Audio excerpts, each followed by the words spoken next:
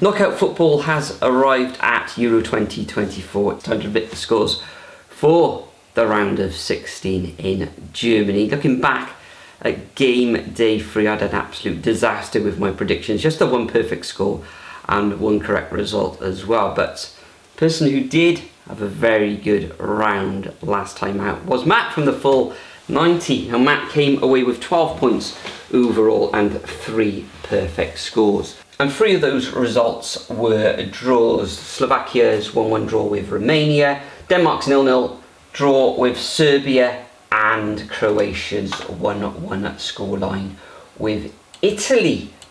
Looking over at the overall scores now, or the overall table for the league, summer of 2018, currently in the top spot on 38 points. The Philosopher is there in second, and Matt there leaping 8 places into 4th position or 3rd position overall. But it's back to the predictions, and it all kicks off on Saturday. A couple of games this weekend.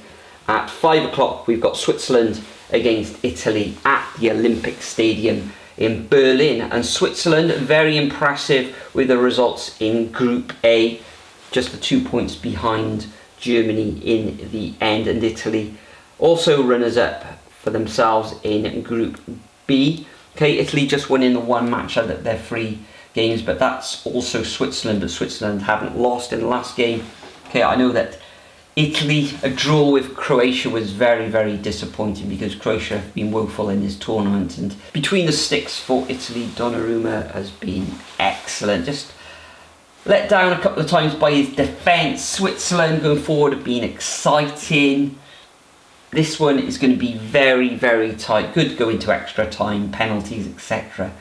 But I do fancy the Italians if Chiesa gets on the ball, the likes of Barrera in midfield. So I think Italy will come through in a very, very, very tight game, 1-0. We move on. Still on Saturday, 8 PM, we got the hosts Germany coming up against Denmark. The Danes drawing all 3 of their matches, and Germany, okay, they did draw that match against Switzerland in round 3, but they'll be looking to win this match against Denmark. Denmark in that group with England scoring 2 goals and conceding 2 as well. So you've got to fancy the hosts in this one, and I think they're going to turn on the style, and I think they'll come away with a 3-1 victory. We then move on to Sunday, where England taking on Slovakia. Of course, England winning Group C, but they haven't looked great, have they, overall in this Euro campaign. I think if Palmer starts in this one, then they shouldn't have too much problems getting Slovakia. They've got to be a little bit more adventurous going forward, haven't they, England? Slovakia themselves, a draw against Romania last time out, a very good win in that first match against Belgium, and it was a loss against Ukraine in game day 2. So I think this one, Palmer gets on the ball, works his magic. I can see England winning this one 2-0. We then move on to 8 o'clock in Cologne. Spain take on Georgia. Georgia absolutely fantastic in that win against Portugal. You've got to say Portugal did rest a few players in that game, but they've done their country proud, getting to the knockout stages of a major competition for the first time in their history. And Spain beating Albania, who themselves look good in this competition.